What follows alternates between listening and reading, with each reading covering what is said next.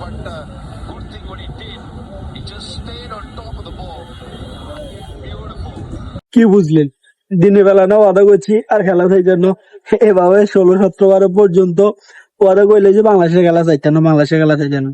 তারপরে কি করার ভাই, মন মানে না। মন যখন খেলা শুরু হয়, খেলা শুরু হইতে মন চাইলে একটা বার চাই। এই একবার যে চাইতাম ঢুকছি, ঢুকার পরে যে মানিকতা এটার প্রতি আকর্ষণ হয়ে গেছে, আর পুরা খেলা শেষ হইবার আগে বার হইবার তো কোনো সুযোগই নাই। এমন একটা বই গেছে তাসকিন, তাসকিনে প্রথমে কি নিয়ে নিছে সম্ভবত ফখরুল জামান আউট, ও ইয়ে না ফারহান আউট, কি out, Farhan out, Farhan out হয়ে গেছে। এ হচ্ছে বাংলাদেশের খেলা।